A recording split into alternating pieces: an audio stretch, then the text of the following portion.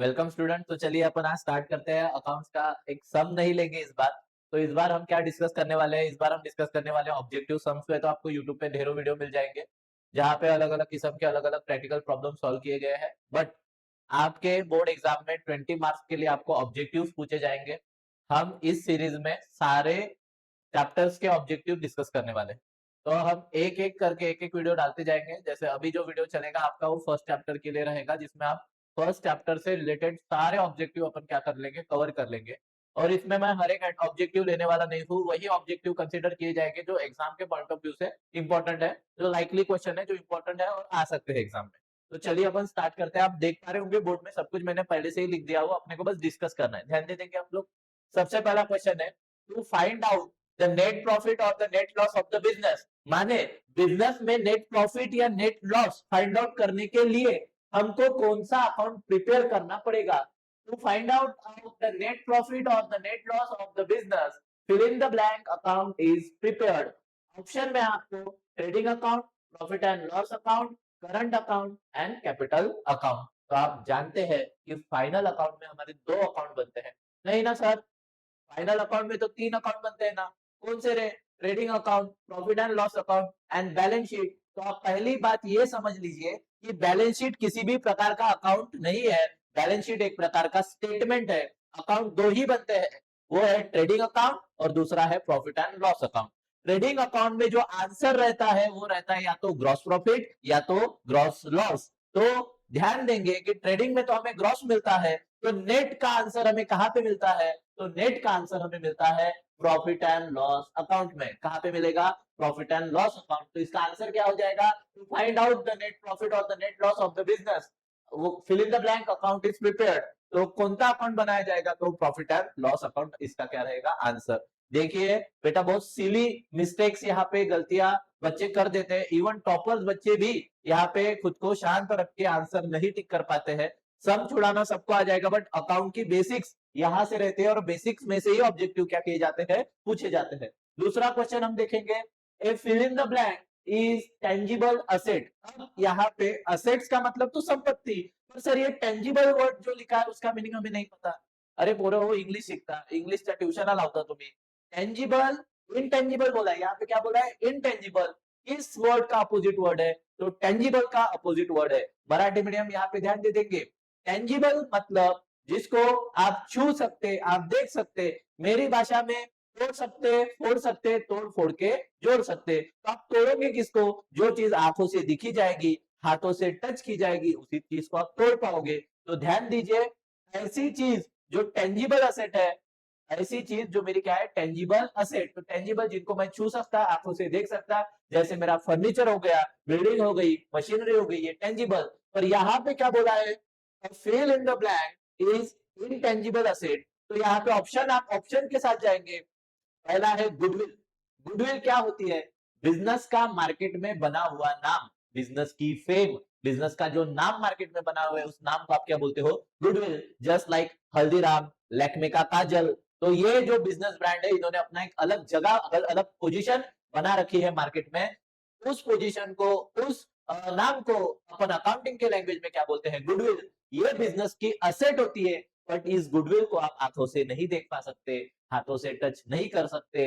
इसका मतलब तोड़ नहीं सकते, फोड़ नहीं सकते, तोड़ फोड़ के जोड़ नहीं सकते। अरे कैसे तोड़ोगे? आप जिसको देख ही नहीं सकते, जिसको छू नहीं सकते, उसको तोड़ोगे तो भी कैसे? तो गुडविल यहाँ पे हमारा क्या हो जाएगा? आंसर। अब हमें पहले ही इसमें हमारा आंसर तो मिल गया, बट बाकी ऑब्जेक्टिव में बाकी ऑप्शन देखना भी जरूरी है और उसका एलिमिनेशन करना वो और जरूरी है। जैसे कि स्टॉक। स्टॉक मेरा इनटेंजिबल असेट नहीं है, स्टॉक मेरी टेंजिबल असेट है, जिसको मैं छू सकता हूँ, आंखों से देख सकता हूँ। कैश, कैश को मैं छू भी सकता हूँ, जेब में भी रख सकता, जेब से निकाल भी सकता, फाड़ भी सकता हूँ, पर फाड़ूंगा नहीं। ध्यान देंगे। तो कैश अकाउंट ये भी मेरी टेंजिबल असेट है, तो यहाँ पे मेरा इंटेंजिबल का आंसर आने वाला नहीं है।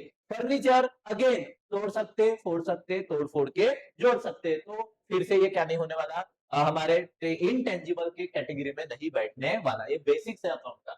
उसके बाद थर्ड ऑब्जेक्टिव आपको आएगा, liability of a partners in a partnership business is. बोला है कि पार्टनरशिप बिजनेस में पार्टनर्स की जो लाइबिलिटी होती है वो कैसी होती है? तो हमेशा ध्यान देंगे, ऑप्शन आपको है limited, unlimited, limited and unlimited and none of the above. Answer इसका है अनलिमिटेड। क्या आंसर है इसका?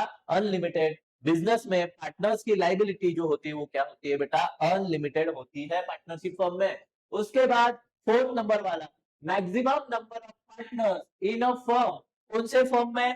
पार्टनरशिप फर्म में मैक्सिमम नंबर ऑफ पार्टनर्स कितने हो सकते हैं? किसके हिसाब से? According to companies act 2013। तो आप ध्यान दे देंगे, मिनिमम पार्टनर होने चाहिए पार्टनरशिप में 2। मिनिमम पार्टनर्स कितने होने चाहिए?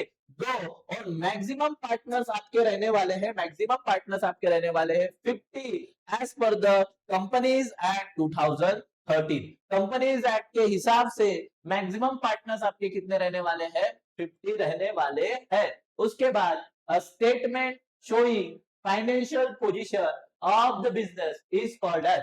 एक ऐसा स्टेटमेंट जो कंपनी के फाइनेंशियल पोजीशन के बारे में बता रहा है, माने कंपनी पैसों से तगड़ी है या डूबी हुई है, इसके बारे में, कंपनी के बारे में इंफॉर्मेशन कौन चीज प्रोवाइड करती है? तो वो इंफॉर्मेशन हमें मिलती है हमारी बैलेंस शीट से, जिससे हमको कंपनी की लाइबिलिटीज और कंपनी की असेट्स के बारे में पता चलता है।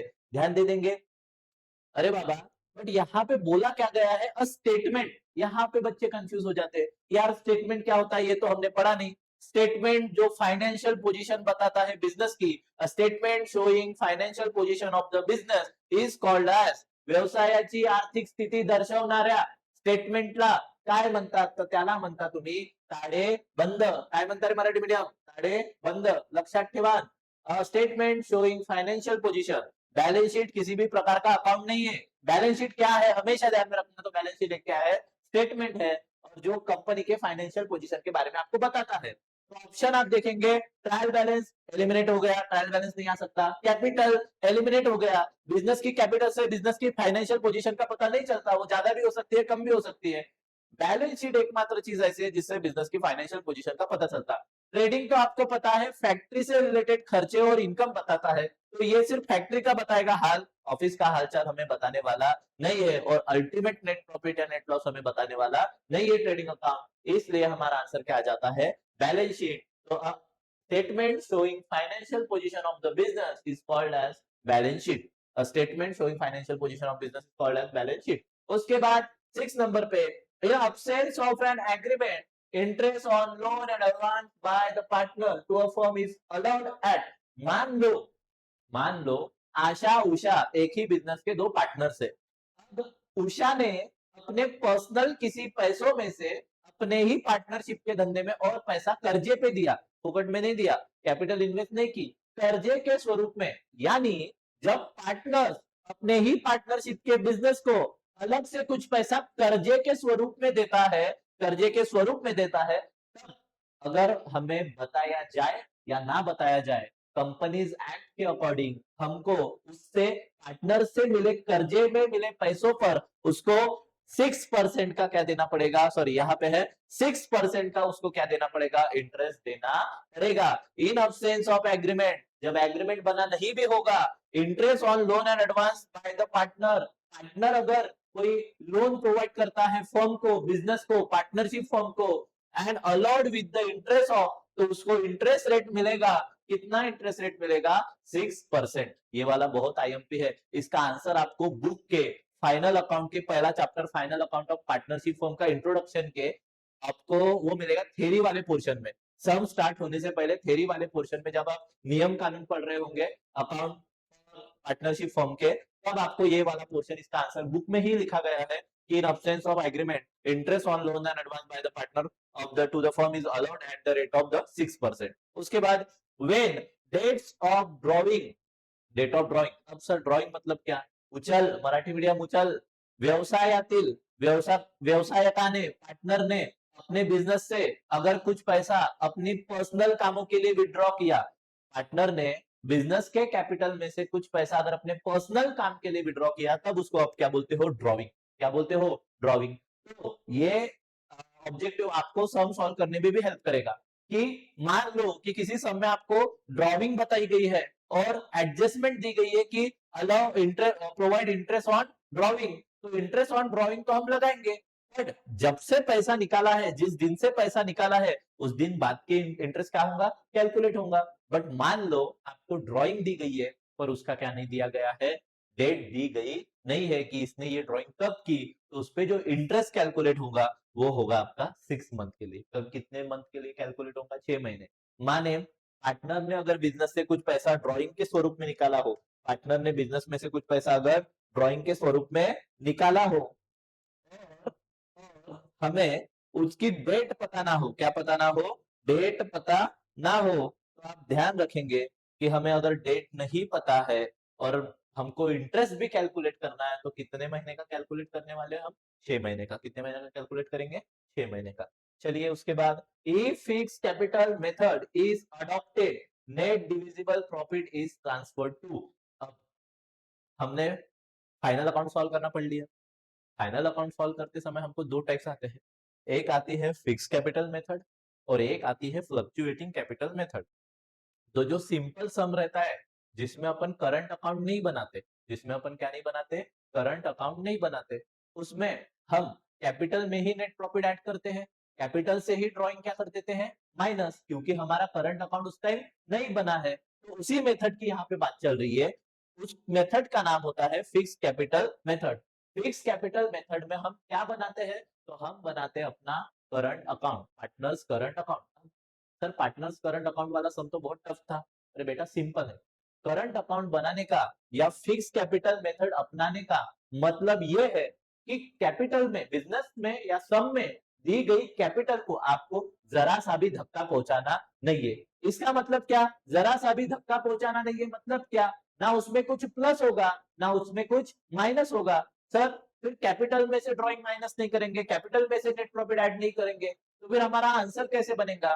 तब आपको बनाना पड़ता है कौन सा अकाउंट, करंट अकाउंट। और करंट अकाउंट जब आप बनाते हो और वो सब में जो हमारा प्रॉफिट या जो लॉस भी निकलता है, तो वो कौन से अकाउंट में ट्रांसफर होता है, तो वो ट्रांसफर होता है पार्टनर्स करंट अकाउंट में। कहाँ पे ट्रांसफर होता है, पार्टनर्स करंट अकाउंट में। बेटा इसे बहुत अच्छे से समझ लेंगे, इस वाले ऑब्जेक्टिव में बहुत बच्चे मात खा जाएंगे। ध्यान दीजिए, फिर से मैं बता रहा हूँ कि जब हम फाइनल अकाउंट सॉल्व करते हैं, जब हम फाइनल अकाउंट सॉल्व करते हैं तो दो मेथड रहती है, एक फिक्स कैपिटल मेथड, एक fluctuating capital method. Fluctuating capital method में क्या करते हैं अपन कि हमारा ड्राइंग आ रहा है तो कैपिटल में से ही माइनस कर देंगे, नेट प्रॉफिट निकल रहा है तो कैपिटल में ही प्लस कर देंगे। बट जब हमें फिक्स कैपिटल मेथड से सॉल्व करने के लिए बोला जाता है सम, अब ये बोला नहीं जाएगा, सामने से बोला ही नहीं गया कभी तक के कि फिक्स कैपिटल मेथड से सॉल्व करो। आपको क्वेश्चन में करंट अकाउंट का बैलेंस दे दिया जाएगा। क्या दे दिया जाएगा, करंट अकाउंट का बैलेंस। इसका मतलब जब भी सम में करंट अकाउंट का बैलेंस गिवन हो तो आपको कैपिटल को धक्का पहुंचाना नहीं है। जो भी एडजस्टमेंट करनी है आपको कहां से करनी पड़ेगी, पार्टनर्स करंट अकाउंट से। और नेट प्रॉफिट भी जो आएगा वो भी आपको कहां पे डालना पड़ेगा, पार्टनर्स करंट अकाउंट में। चलिए आगे और बढ़ते हैं और ऑब्जेक्टिव कंप्लीट करते हैं। चलिए ध्यान देंगे, वापस से आ जाता है एक बार फिर से। नाइन्थ वाला अपना क्या है ऑब्जेक्टिव, ए फ्लक्चुएटिंग कैपिटल मेथड। जो इससे पहले हुआ वो किस पे था, फिक्स कैपिटल मेथड पे। अब किसके बारे में बोल रहा है, फ्लक्चुएटिंग कैपिटल मेथड। मैं पहले ही ऑब्जेक्टिव में आपको बता दिया फिक्स क्या है और फ्लक्चुएटिंग क्या है। जब फिक्स कैपिटल मेथड दी गई रहती है तो अपन क्या करते हैं, कैपिटल को धक्का पहुंचाते नहीं है। जो भी ट्रीटमेंट होगा वो कौन से अकाउंट से जाकर गुजरेगा, करंट अकाउंट से जाकर गुजरेगा। बट अब क्या बोल रहा है, नाइन्थ वाला हमारा ऑब्जेक्टिव बोल रहा है, if fluctuating capital method is adopted, अगर हम सम सॉल्व करते वक्त फ्लक्चुएटिंग कैपिटल मेथड अडॉप्ट करते हैं, यानी कि ऐसा सम जिसमें करंट अकाउंट का बैलेंस नहीं दिया गया है, adopted, net divisible profit is transferred to, तब हम प्रॉफिट को कहां ट्रांसफर करेंगे, तो सिंपली हम नेट प्रॉफिट कैपिटल अकाउंट में क्या कर देते हैं, प्लस कर देते हैं। लाइबिलिटी साइड में याद रखिए, याद कीजिए, कैपिटल अकाउंट में अपन नेट प्रॉफिट क्या कर देते हैं, प्लस, अगर हमें करंट अकाउंट नहीं बनाने के लिए बोला रहता है तब। तो उस जब हमें करंट अकाउंट नहीं बनाने के लिए बोला रहता है उसे हम क्या बोलते हैं, फ्लक्चुएटिंग कैपिटल मेथड। क्या बोलते हैं, फ्लक्चुएटिंग कैपिटल मेथड। अब दूसरा, statement showing balances of profit of all account of the business is called a, ध्यान देंगे, ऐसा एक स्टेटमेंट जो बैलेंसेस बताता है सारे अकाउंट्स की, जो भी अकाउंट्स बने हैं उनके बैलेंसेस बताने वाला अकाउंट या स्टेटमेंट हम किसको बोलेंगे, तो स्टेटमेंट हम बोलेंगे। फिर से मैं क्या बात कर रहा कि जब आपको पूछा जाए कि स्टेटमेंट जो फाइनेंशियल पोजीशन बताता है या बाकी अदर अकाउंट्स के बैलेंसेस बताता है, तो उसका आंसर आ जाता है क्या है बेटा, बैलेंस शीट। क्योंकि मैं आपको शुरुआत से बताते आया हूं कि बैलेंस शीट किसी प्रकार का अकाउंट नहीं होता है, वो एक प्रकार की होती है स्टेटमेंट। बैलेंस शीट एक प्रकार का क्या होता है, स्टेटमेंट। तो आपको पूछा गया है statement showing balances of all account, ऐसा स्टेटमेंट जो सारे अकाउंट्स की क्या बताता है, बैलेंस शीट्स बताता, सारे अकाउंट का बैलेंसेस बताता है। तो बैलेंसेस बताने वाली रहती है आपकी बैलेंस शीट, ना कि आपका ट्रायल बैलेंस, ना ही आपका कैपिटल, ना ही आपका ट्रेडिंग अकाउंट। तो आंसर आपका यहाँ पे क्या आ जाएगा, फिर से एक बार बैलेंस शीट ही आंसर आ जाएगा। उसके बाद installation expenses paid for machinery, machinery के लिए जो इंस्टॉलेशन, मशीनरी को इंस्टॉल करने के लिए लगा हुआ खर्चा किसमें डेबिटेड किया जाएगा, किसमें खर्चा जोड़ा जाएगा। तो ध्यान दीजिए, मैंने ये कैमरा लिया हूं, जिस कैमरा से मैं इस वीडियो की रिकॉर्डिंग कर रहा हूं, तो ये कैमरा मेरी असेट है। तो जब मैंने कैमरा परचेज किया तो जितना पैसा मैंने खर्च किया उसी में इस कैमरा के इंस्टॉलेशन चार्जेस भी इंक्लूडेड थे। कैमरा वाली प्रोडक्ट कंपनी एजू स्क्वाड ने मेरे यहाँ टीम भेजी, उस टीम ने ये कैमरा मुझे क्या करा के दिया, इंस्टॉल करा के दिया। अब आप यहाँ पे समझ लेते हैं कि जो खर्चा था इंस्टॉलेशन का वो कहाँ पे जुड़ा पड़ा है, कैमरा में ही जुड़ा पड़ा है। उसी तरीके से मशीनरी भी मेरी असेट है, तो अगर मैं मशीनरी खरीद रहा हूं तो installation expenses paid for machinery, वो खर्चा भी कहाँ को जुड़ जाएगा, मशीनरी को। वो ना वेजेस में जाएगा, ना ट्रेडिंग में जाएगा, ना जाएगा प्रॉफिट एंड लॉस में। तो installation expenses paid for machinery कहाँ पे इंक्लूड होगा, मशीनरी में ही इंक्लूड होगा। सेम एडजस्टमेंट आपको किसी भी तरीके से पूछी जा सकती है कि फर्नीचर इंस्टॉल करने के लिए लगा जो खर्चा वो कहाँ पे जुड़ेगा, तो वो भी फर्नीचर में ही जुड़ेगा। तो मशीनरी को लगाने के लिए, इंस्टॉल करने के लिए जो खर्चा डेबिटेड किया जाएगा वो मशीनरी अकाउंट में ही डेबिटेड किया जाएगा। उसके बाद return outward are deducted from, return outward हम कहां से माइनस करते हैं, ये एडजस्टमेंट सॉल्व करते वक्त या पोस्टिंग डालते वक्त भी हमको रिटर्न इनवर्ड और आउटवर्ड पूछा जाता, तो समझ लेंगे बेटा, रिटर्न बोले तो वापस भेजना, रिटर्न बोले तो वापस भेजना, बट यहां पे बोला है रिटर्न आउटवर्ड। इसको आप अच्छे से समझ लेंगे कि क्या होता है रिटर्न आउटवर्ड। आपने कोई माल खरीदा, आउटवर्ड का मतलब होता है बाहर भेजना, रिटर्न कहां पे भेजना, बाहर भेजना। तो मुझे बताओ रे, रिटर्न बाहर कब भेजी जाएगी, कोई माल आप खरीदोगे पहले, अगर वो डिफेक्टेड निकलता है, खराब पीस निकलता है, तो ही ना आप उसको रिटर्न करोगे, तो ही ना आप उसको क्या करोगे, रिटर्न करोगे। तो खरीदा हुआ माल जब रिटर्न किया जाता है तब उसको बोला जाता है रिटर्न आउटवर्ड। खरीदा हुआ माल, परचेज प्रोडक्ट जब वापस भेजा जाता है, वापस रिटर्न किया जाता है, तब उसको बोलते हो return outward. And return outward जो माइनस की जाती है, तो वो कहां से माइनस की जाती है, परचेस अकाउंट से माइनस की जाती है। तो इसका आंसर क्या आ जाएगा, return outward are deducted from, sales account से माइनस किया जाता है क्या, नहीं। सेल्स मतलब बाहर मैंने माल बेचा, अब माल बेचा मैंने, उसको कोई माल खराब मिला होगा तो मेरे तरफ माल वापस रिटर्न करेगा, तो ये मेरे तरफ वापस आने वाला है, तो ये रिटर्न इनवर्ड कहलाएगा। तो सेल्स में से हम क्या माइनस करते हैं, रिटर्न इनवर्ड, और रिटर्न आउटवर्ड हम कहां से माइनस करने वाले हैं, परचेस से। रिटर्न आउटवर्ड हम कहां से माइनस करने वाले, परचेस से। ध्यान देखिए, बहुत कंफ्यूजिंग हो जाता है ये बोर्ड एग्जाम में, शांति से आपको ये सब सॉल्व करना है कि सेल्स में से आप रिटर्न इनवर्ड माइनस करोगे और परचेस में से आप रिटर्न आउटवर्ड माइनस करोगे। उसके बाद credit balance of profit and loss account, credit balance of profit and loss account, इसको बहुत अच्छे से समझेंगे बेटा। जब भी, ध्यान दीजिए, बैलेंस जब भी डेबिट में आएगा, उस डेबिट में जो आंसर में बैलेंस आएगा उस बैलेंस को क्रेडिट बैलेंस बोला जाता है। अब ये थोड़ा अटपटा सा लगेगा आपको, बट यही है सच्चाई कि जब डेबिट में बैलेंस आता है तब उसको क्रेडिट बैलेंस बोला जाता है, और जब क्रेडिट में बैलेंस आता है तब उसको डेबिट बैलेंस बोला जाता है। समझेंगे, जब डेबिट में बैलेंस आता है तो उसको क्रेडिट बैलेंस नाम बोला जाएगा, और जब क्रेडिट में बैलेंस आएगा तब उसको डेबिट बैलेंस नाम बोला जाएगा। इसका मतलब और एक उदाहरण के समझेंगे, इमेजिन करेंगे आप लोग दिमाग में ही, मन में ही अपने, credit balance of profit and loss account, बोला है प्रॉफिट एंड लॉस का क्रेडिट बैलेंस। जब मैं बोल रहा हूं आपको कि क्रेडिट बैलेंस बोला जाए तो बैलेंस आपको रहेगा डेबिट में, तो आप मुझे बताइए प्रॉफिट एंड लॉस के डेबिट साइड में, मराठी मीडियम नफा तोटा खात्याच्या नावे बाजूला तुम्हाला काय उत्तर मिळते, तो तुम्हाला उत्तर मिळते शुद्ध नफा। इंग्लिश मीडियम को आंसर मिलता है नेट प्रॉफिट, डेबिट में आंसर मिलता है। कहां पे आंसर मिलता है, डेबिट में। भले ही नेट प्रॉफिट जो आंसर है वो डेबिट में मिलता हो, बट उसको टर्म दी गई है क्रेडिट बैलेंस की। कौन सी टर्म दी गई है, क्रेडिट बैलेंस की। तो credit balance of profit and loss account क्या शो करता है, तो वो इंडिकेट करता है नेट प्रॉफिट को। किसको इंडिकेट करता है? नेट प्रॉफिट को। समझ लेंगे। इसी के जगह अगर मैं बोलूं आपको क्रेडिट बैलेंस ना बोलते हुए अगर बोला जाए, देखो क्या बोल रहा है, जब वो बोल रहा है credit balance of profit and loss account, P&L का क्रेडिट बैलेंस, तो आंसर आपका आएगा डेबिट वाला, और डेबिट में आपको क्या मिलता है? Net profit. और अगर क्रेडिट के जगह आपको बोला गया होता डेबिट बैलेंस, क्या बोला गया होता? Debit balance, debit balance of profit and loss account, तो डेबिट बैलेंस मतलब वो बैलेंस जो क्रेडिट में आया। कहां पे आया? क्रेडिट में। तो आपके क्रेडिट में क्या आ जाएगा? क्रेडिट में आ जाएगा आपका नेट लॉस। तो वहां पे आपका आंसर क्या हो जाएगा? Net loss. तो debit balance of net profit and loss बोला जाए तो नेट लॉस, और credit balance of profit and loss बोला जाए तो नेट प्रॉफिट। अब आगे समझते हैं। Royalty, royalty paid on production is shown in royalty. अब आप ध्यान देंगे, रॉयल्टी का पहले मतलब समझ लेंगे।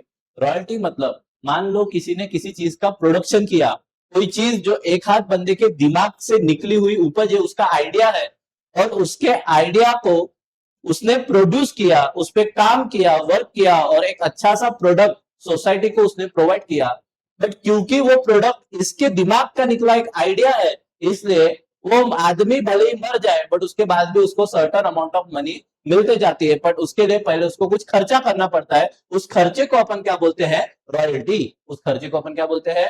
रॉयल्टी। ये जनरली मिलती है बुक्स राइटर को, या फिर म्यूजिशियंस को, या फिर सिंगर्स को। अरिजीत सिंह ने मान लो कोई गाना गाया, या सिद्धू मूसेवाले ने कोई गाना गाया, जो गाना यूट्यूब पे उसने डाल दिया।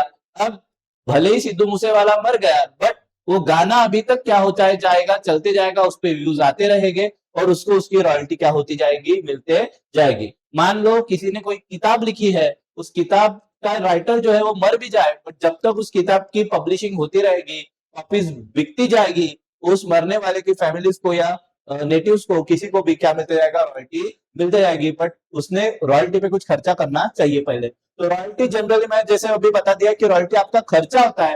तो royalty paid on production is shown इन, कहां पे दिखाया जाता है रॉयल्टी? तो रॉयल्टी बनाने का खर्चा है, और बनाने का काम फैक्ट्री में होता है। कहां पे होता है? फैक्ट्री में। और फैक्ट्री से रिलेटेड हमारा अकाउंट कौन सा है? Trading account. तो royalty paid for production is shown in trading account. Royalty कहां पे दिखाया जाएगा? ट्रेडिंग अकाउंट में दिखाया जाएगा। उसके बाद प्रीलिमिनरी एक्सपेंडिचर, क्या बोला है रे? Preliminary expenditure to be written off at. Preliminary expenditure माने वो खर्चा, आने वाले समय का खर्चा जो तुमने पहले ही कर दिया, वो खर्चा जो तुमको कल करना था बट तुमने एडवांस में आज ही कर दिया, उसको आप बोलते हो प्रीलिमिनरी एक्सपेंडिचर। आने वाले खर्चों का पेमेंट अभी कर दिया, जब तक रिटर्न ऑफ नहीं किए जाते तब तक will appear on which side of balance sheet? Fill in the blank side of balance sheet. माने जब तक आपके प्रीलिमिनरी एक्सपेंसेस रिटर्न ऑफ नहीं होते, आने वाला साल नहीं आता और वो खर्चे माइनस नहीं होते, तब तक जो आपने खर्चा एडवांस में कर रखा है, प्रीलिमिनरी एक्सपेंडिचर कर रखे हैं, वो कहां पे लिखे जाएंगे? तो वो लिखे जाएंगे बैलेंस शीट साइड के असेट में। आने वाले समय के लिए तुमने पहले ही खर्चा दे दिया, माने फ्यूचर के होने वाले खर्चों का पेमेंट तुमने अभी कर दिया, तो फ्यूचर में तुमको खर्चा करने की जरूरत नहीं है, बस आपको फ्यूचर में बेनिफिट उठाना है। इसलिए फ्यूचर के वो खर्चे जो तुमने पहले ही बेयर कर लिए, वो लिखे जाते हैं असेट साइड में। तो असेट यहाँ का क्या हो जाएगा? आंसर हो जाएगा। अब हम स्टार्ट करेंगे question number 2, complete the sentence, जहां पे आपको ऑब्जेक्टिव नहीं दिए रहेंगे, जहां पे आपको क्या नहीं दिए रहेंगे? ऑब्जेक्टिव नहीं दिए रहेंगे। मैं आपसे रिक्वेस्ट कर रहा हूं, सिर्फ ये वीडियो देखने से नहीं होगा, आप सब 40 मिनट बहुत मैक्सिमम ये आपको लगेगा, आप इसकी नोट्स उतार लीजिएगा। पूरे जो आईएमपी दे रहा हूं, जो ऑब्जेक्टिव दे रहा हूं, सारे के सारे आईएमपी है बोर्ड पॉइंट ऑफ व्यू से। एक ही चैप्टर नंबर 1 के ही पूरा कवर कर देंगे इस वीडियो में। चलिए कंप्लीट द सेंटेंस स्टार्ट करते हैं। Complete the sentences. अब यहाँ पे देखेंगे आप लोग, तो आपको ऑब्जेक्टिव्स नहीं दिए जाएंगे, आपको डायरेक्ट ही क्या निकालना पड़ेगा? आंसर निकालना पड़ेगा। तो शॉर्ट आंसर आपको पता ही होना चाहिए, तभी गो थ्रू करिए, तभी इस आंसर क्वेश्चन का आंसर क्या करेंगे आप लोग? सॉल्व करेंगे। चलिए स्टार्ट करते हैं। पहले ही चैप्टर्स के पूरे हम ले रहे हैं कंप्लीट द सेंटेंसेस। पहला है partner share profit and losses. Partners share profit and losses in fill in the blank ratio in absence of partnership deed. जब पार्टनरशिप डीड का अब्सेंस होता है, माने बिजनेस में पार्टनर्स ने किसी भी प्रकार का एग्रीमेंट नहीं किया है। पार्टनरशिप डीड बोले तो पार्टनरशिप में किया गया एग्रीमेंट, अगर पार्टनर्स ने पार्टनरशिप में किसी भी प्रकार का एग्रीमेंट नहीं किया गया है, तब पार्टनर्स प्रॉफिट एंड लॉस को शेयर करेंगे इक्वल रेशो में। कौन से रेशो में शेयर करेंगे? इक्वल रेशो में। तो यहाँ पे इक्वल ये मेरा क्या हो जाता है? आंसर हो जाता है। इसी समान जिस क्वेश्चन में हमको पार्टनर्स का प्रॉफिट शेयरिंग रेशो नहीं दिया जाता है, प्रॉफिट शेयरिंग रेशो का अब्सेंस होता है, उस समय है ये हम अज्यूम करते हैं कि ये जो दोनों पार्टनर्स है वो इक्वल पार्टनर्स है। क्या अज्यूम करते हैं? Partners are the equal partners, जिससे इनका रेशियो जो हो जाता है वो हो जाता है 1:1। तो आप यहाँ पे सही आंसर लिख देंगे इक्वल, बट अगर एक्चुअल रेशियो में उसका आंसर पूछा गया रहता तो मैं लिखा रहता 1:1। उसके बाद partnership business must be, partnership का बिजनेस होना चाहिए। क्या होना चाहिए? तो समझ लेंगे। अगर मैं मेरे दोस्त को बोलता हूं कि भैया 10-10 हजार डालते हैं और चल अपन एक काम करते, गांव में जुआ भराते हैं। क्या भराते हैं? जुआ। तो क्या मैं और मेरा दोस्त पार्टनरशिप के बिजनेस में है? जी नहीं है। अगर अब मैं मेरे दोस्त को बोलता हूँ एक काम करते हैं 20-20 हजार आधा आधा डालते हैं कैपिटल, और एक काम करते हैं नदी के थड़ी पर अपन महुए की दारू निकालते हैं, तो क्या हम पार्टनर्स है? नहीं है। ये पार्टनरशिप बिजनेस तब तक नहीं कहलाएगा जब तक हम कोई बिजनेस लॉफुल वाला नहीं करते। कौन सा नहीं करते? लॉफुल बिजनेस नहीं करते। लॉफुल या तो लीगल बिजनेस नहीं करते। कौन सा बिजनेस? लीगल बिजनेस नहीं करते। तो उसका आंसर हो जाएगा या तो लॉफुल या तो legal. Partnership business must be lawful and legal. Legal business होना चाहिए, लॉफुल बिजनेस होना चाहिए। उसके बाद थर्ड नंबर पे है हमारा liabilities of partners in partnership firm. Partnership firm में पार्टनर्स की लाइबिलिटीज कैसी होती है? तो 3 वर्ड यहाँ पे आप याद रखेंगे, 3 वर्ड, दैट इज पार्टनर्स की लाइबिलिटी। एक्चुअल यहाँ पे हमारा आंसर है अनलिमिटेड। क्या आंसर है? Unlimited. Liabilities of partners in a partnership firm is unlimited, but इसके साथ साथ 2 वर्ड और आते हैं, unlimited, comma, joint and several. Joint and several ध्यान देंगे। पार्टनरशिप फर्म में पार्टनर्स की लाइबिलिटी होती है अनलिमिटेड, जॉइंट एंड सेवरल। उसी तरीके से हमारा जो क्वेश्चन आ जाता है पार्टनरशिप की लाइबिलिटीज कैसी होती है, पार्टनर्स की लाइबिलिटीज कैसे होती है पार्टनरशिप फर्म में, तो आंसर आ जाता है हमारा अनलिमिटेड। बट आप साथ ही साथ ये दोनों वर्ड याद में रखेंगे। उसके बाद the balance of drawing of the partners is, ध्यान देंगे, जो पार्टनर ड्रॉविंग निकालते हैं तो वो ड्रॉविंग हम फिक्स कैपिटल मेथड, अब जब बोला गया है बेटा फिक्स कैपिटल मेथड, तो आप समझ लेंगे कि कैपिटल को धक्का पहुंचाना नहीं है। कैपिटल को धक्का पहुंचाना नहीं है, इसका दूसरा मतलब ये होता है कि इस वाले सम में आप कौन सा अकाउंट बनाने वाले हो? करंट अकाउंट, पार्टनर्स का current account. The balances of drawing of partner, तो करंट अकाउंट जब हम बनाते हैं और हमें जो बैलेंस मिलता है ट्रायल बैलेंस में ड्रॉविंग का, वो ड्रॉविंग का बैलेंस हम करंट अकाउंट के कौन से साइड में लिखते हैं? Is transfer to debit side of the current account. यहाँ पे क्या लिख देंगे? Transfer to his current account. कौन से अकाउंट में ट्रांसफर किया जाता? करंट अकाउंट में। नहीं सर, अब आप बोलोगे नहीं सर ड्रॉइंग तो हम कैपिटल अकाउंट में से माइनस करते हैं या पार्टनर के कैपिटल में से माइनस करते हैं। हाँ बेटा, हम पार्टनर के कैपिटल में से ड्रॉइंग माइनस करते हैं, लेकिन वो कब? जब हमें करंट अकाउंट का बैलेंस नहीं दिया रहेगा। पर अगर क्वेश्चन में करंट अकाउंट का बैलेंस है, इसका मतलब वो सम कौन सा है? फिक्स कैपिटल मेथड वाला। करंट अकाउंट दिया है माने कैपिटल को धक्का पहुंचाना नहीं है, जैसे कि वैसी कैपिटल लिखनी है, और जो भी ट्रीटमेंट करना है वो किस अकाउंट से करना है? Current account. तो अगर आपको फिक्स कैपिटल मेथड दिया जाए और पार्टनर के बारे में कोई भी बैलेंस डालने के लिए बोला जाए, तो वो अल्टीमेटली कौन से अकाउंट में चले जाएगा? करंट अकाउंट में ही चला जाएगा। उसके बाद the interest on partners capital is debited to. अब आपको पता है ये एक एंट्री आती है और करंट अकाउंट वाले गणित में ही आती है। क्या होता है? बोले भागीदारांच्या भांडवलीवर व्याज, मराठी मीडियम लक्ष द्या, पार्टनर्स के कैपिटल पे इंटरेस्ट देना है। पार्टनर्स के कैपिटल पे क्या देना है? इंटरेस्ट। तो कैपिटल पे इंटरेस्ट। अब यहाँ पे हम अकाउंटिंग का एक रूल लगा लेते हैं, जो अकाउंटिंग स्टैंडर्ड्स के हमको नियम बताए गए थे, उसमें एक स्टैंडर्ड हमने पढ़े थे, business entity concept, that is business are separated from the businessman. माने बिजनेस में बिजनेसमैन अलग है और बिजनेस अपना अलग जगह पर है। तो पार्टनर्स ने बिजनेस में कैपिटल लगाई, इसका मतलब मान लो मैं पार्टनर हूं, मैंने मेरे बिजनेस में पैसा लगाया, इसका मतलब मैंने मेरे बिजनेस को पैसा दिया। अब मेरा बिजनेस मेरे दिए हुए उस पैसों पे वो मुझे बिजनेस क्या देगा, मुझे इंटरेस्ट देगा, तो वो बिजनेस का क्या हो जाएगा, खर्चा हो जाएगा। तो interest on partners capital account debited to, क्यों डेबिटेड लिखा है, क्योंकि खर्चा है, बिजनेस का क्या है, खर्चा है, बिजनेस को इंटरेस्ट देना पड़ेगा, किसको इंटरेस्ट देना पड़ेगा, पार्टनर्स को, किस चीज के लिए, पार्टनर्स ने लगाई हुई कैपिटल पे बिजनेस को क्या देना पड़ेगा, इंटरेस्ट देना पड़ेगा। The interest on partners capital is debited to, और आपको पता है इसकी एंट्री डेबिट में जाती है, इंटरेस्ट ऑन पार्टनर्स कैपिटल की, कहां पे, कौन से अकाउंट के डेबिट में जाती है, तो debited to profit and loss account, profit and loss account किसके डेबिट में जाती है, तो प्रॉफिट एंड लॉस अकाउंट के डेबिट में जाती है, प्रॉफिट एंड लॉस अकाउंट के कहां पे जाती है, डेबिट में। अब यहाँ पे पार्टनर्स आर लाइबल,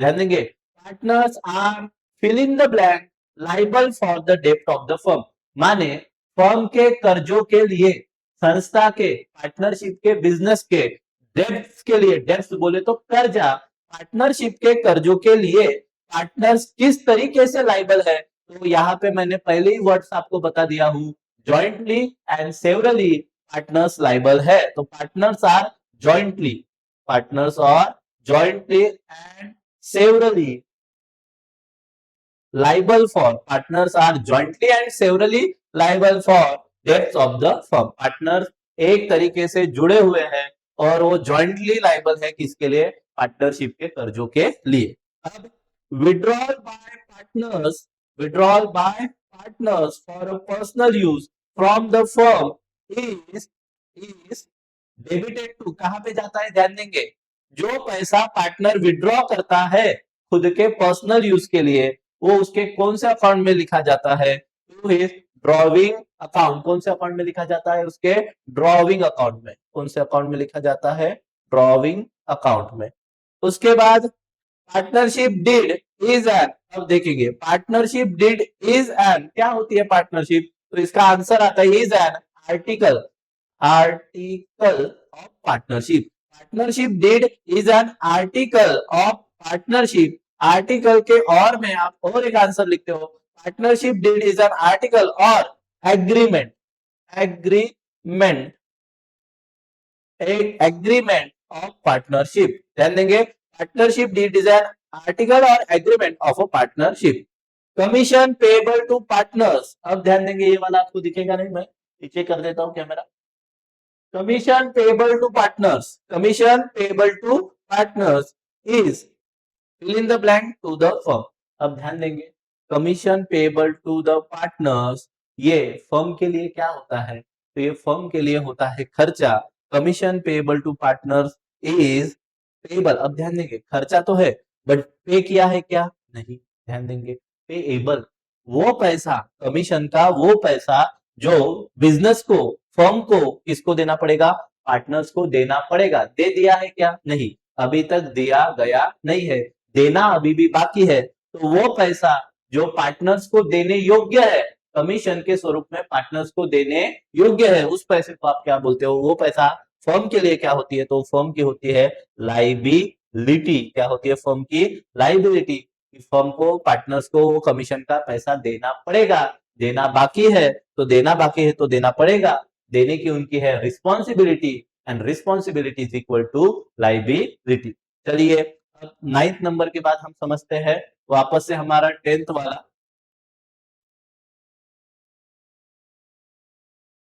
चलिए 10th वाला समझेंगे क्या है, तो When partners adopt fixed capital method, फिर से बोला गया है फिक्स कैपिटल मेथड, ध्यान दीजिएगा इसी के इर्द गिर्द ऑब्जेक्टिव घूमेंगे। फिक्स कैपिटल मेथड बोले तो जहां पे हमको कैपिटल पे धक्का पहुंचाना नहीं है, फिक्स कैपिटल मेथड बोले तो जहां पे हमारा करंट अकाउंट बनने वाला है, पार्टनर्स का कौन सा अकाउंट बनने वाला है, current account. When partners adopt fixed capital method, then they have to operate, तब उनको कौन सा अकाउंट बनाना पड़ता है, तब उनको बनाना पड़ता है करंट अकाउंट, तब उनको क्या बनाना पड़ता है, करंट अकाउंट, तो करंट अकाउंट यहाँ पे हमारा क्या हो जाएगा, आंसर सिंपल था कि जब partner fix capital method use करते हैं, तो मैं तो पहले वीडियो के स्टार्टिंग से चिल्लाते आया हूं कि जब फिक्स कैपिटल मेथड रहेगी तो कैपिटल को धक्का पहुंचाना नहीं है, पार्टनर्स की जो भी प्लस माइनस वाली आइटम्स रहेंगी वो आपको लिखनी है पार्टनर्स के करंट अकाउंट में, चलिए अब उसके बाद 11वां वाला लेते हैं। If partners current account shows fill in the blank balance it is shown on the liability side of the balance sheet. अगर पार्टनर्स करंट अकाउंट का बैलेंस कौन सा बैलेंस शो करता है, अगर वो क्रेडिट बैलेंस शो करेगा, कौन सा बैलेंस शो करेगा, क्रेडिट बैलेंस शो करेगा, तब हम उसको कहां पे उठा लेंगे, लाइबिलिटीज में उठा लेंगे। और अगर वो डेबिट बैलेंस शो करेगा तब हम उसे उठा लेंगे कहां पे, असेट साइड में। चलिए सामने पढ़ते हैं। The expenses paid for trading purpose are known as, ध्यान देंगे, द एक्सपेंसेस वो खर्चे जो पेड किए जाते हैं, किस पर्पस के लिए पेड किए जाते हैं रे, ट्रेडिंग पर्पस के लिए पेड किए जाते हैं, उन खर्चों को अपन कौन से एक्सपेंसेस बोलते हैं, तो उन एक्सपेंसेस को आप सिंपल है बहुत ट्रेड एक्सपेंस बोलते हैं। क्या बोलते हैं, trade expenses. The expenses which are spend for the trading of the for known as, कैसे पढ़ेंगे, the expenses paid for the trading purpose are known as a trade expenses. क्या नोन किए जाते हैं, ट्रेड एक्सपेंसेस के नाम से known किए जाते हैं। अब ध्यान देंगे आप लोग, उसके बाद क्या पूछा गया है, cash receipt which are not recurring in nature. ऐसी कैश रिसिप्ट जो रिकरिंग नहीं है, रिकरिंग माने बार बार मिलने वाली नहीं है, ऐसी कैश रिसिप्ट को क्या बोला जाता है, तो ऐसी कैश रिसिप्ट को बोला जाता है capital receipt. Capital receipt, receipt माने इनकम, प्राप्ति, ध्यान देंगे, ऐसी इनकम जो आपको नॉट रिकरिंग है, बोले तो बार बार नहीं होगी, ऐसी इनकम जो आपको बार बार नहीं होगी, एक ही बार होने वाली है, ऐसी इनकम को, ऐसी रिसिप्ट को, ऐसी मिली हुए पैसे को आप बोलते हो कैपिटल रिसिप्ट। क्या बोलते हो, capital receipt. Expenses which are paid before the due date, before the due date माने तारीख के पहले ही अगर हमने किसी खर्चे का पेमेंट कर दिया, डेट आने के पहले ही अगर किसी खर्चे का पेमेंट हमने कर दिया, तो वो कौन से एक्सपेंसेस होते हैं, तो वो आपके होते हैं प्री पेड एक्सपेंसेस, जिसको ही दूसरा नाम है advance, expenses paid in advance, या आप उसको बोलते हो prepaid expenses. Expenses which are paid before, before बोले तो पहले, किसके पहले, ड्यू डेट के पहले ही अगर हम कोई खर्चा कर देते हैं तब हम उसको बोलते हैं प्री पेड एक्सपेंसेस। क्या बोलते हैं, prepaid expenses. When goods are distributed as a free sample it is treated as, ध्यान देंगे, जब गुड्स ये क्या किए जाते हैं, फ्री सैंपल के तौर पर बेचे जाते हैं। तो बच्चों मैंने आपको अकाउंटिंग में बताया है, ये good distributed as a free sample माने माल फैक्ट्री से जा रहा है, फैक्ट्री के लिए कौन सा अकाउंट मेंटेन करते हैं आप, ट्रेडिंग अकाउंट, तो ट्रेडिंग अकाउंट के क्रेडिट में आएगा क्योंकि माल जा रहा है। माल कैसे भी जाए, माल बेचा जाए, माल जल जाए, माल चोरी हो जाए, माल फोकट में बांट दिया जाए, तो भी एंट्री ट्रेडिंग के क्रेडिट में ही जाएगी, good distributed as a free sample. But उसकी सेकंड एंट्री, सेकंड पोस्टिंग अपन कहां पे लगा लेते हैं, प्रॉफिट एंड लॉस के डेबिट साइड में, किस नाम से लगा देते हैं, तो वो नाम हम लिखते हैं एडवर्टाइजमेंट, एडवर्टाइजमेंट। ध्यान देंगे, तो good distributed as a free sample, फोकट में माल बांट दिया, घड़ी डिटर्जेंट पहले इस्तेमाल करे फिर विश्वास करे, उस सीन के अंतर्गत हमने फोकट में माल बांट दिया, तो हमने एक प्रकार का क्या किया, कैसे ट्रीटमेंट होगा उसका अकाउंटिंग में, तो अकाउंटिंग में उसको हम लिख देंगे क्या नाम से, एडवर्टाइजमेंट। क्या नाम से लिख देंगे, एडवर्टाइजमेंट। प्रोविडेंट फंड अमाउंट, अब ध्यान देंगे यहाँ पे प्रोविडेंट फंड अमाउंट हमारे लिए क्या होती है, तो मैं हर वीडियो में या फिर मैं गणित क्वेश्चन समझाते समझाते, अकाउंट के सम सॉल्व करते करते भी आपको 10 बार बता देता हूं चिल्ला चिल्ला के, दैट किसी भी प्रकार का फंड, किसी भी प्रकार का फंड अपनी क्या होती है, तो अपनी हो जाती है लाइबिलिटी। क्या हो जाती है, लाइबिलिटी। ये बात हमेशा आप ध्यान में रखेंगे, प्रोविडेंट फंड हो, बिल्डिंग फंड हो, कैपिटल फंड हो, किसी भी प्रकार का फंड अपने लिए क्या होती है, अपनी लाइबिलिटी होती है। Registration of partners, registration of partners बोले तो अगर दो व्यक्ति मिलकर एक साथ आकर कोई पार्टनरशिप का बिजनेस चलाते हैं, तो क्या उनके लिए ये चीज कंपलसरी है कि उन्होंने रजिस्ट्रेशन करना चाहिए और एग्रीमेंट में बैठना चाहिए, कंपलसरी नहीं है। ध्यान देंगे, registration of partnership is optional, optional in India, माने इंडिया में अगर आप, इंडिया में कहीं भी आप रजिस्ट्रेशन ना करते हुए भी पार्टनरशिप का धंधा चलाने चाहते हो तो आप चला सकते हो, फ्री हो, क्योंकि registration of partnership is optional, करे तो करे या नहीं तो नहीं करे, ऑप्शनल इन इंडिया। इंडिया में अगर आप पार्टनरशिप का बिजनेस चलाते हो तो आपको रजिस्ट्रेशन करने की कोई जरूरत, कंपल्शन नहीं है, कंपल्सरी नहीं है। बट अगर यहाँ पे रजिस्ट्रेशन ऑफ पार्टनरशिप में इंडिया के जगह महाराष्ट्र बोला जाता, क्या बोला जाता, महाराष्ट्र बोला जाता, तब आपको ये कंपलसरी हो जाता। फिर आप बोलोगे सर महाराष्ट्र में, महाराष्ट्र तो भी तो इंडिया में ही है।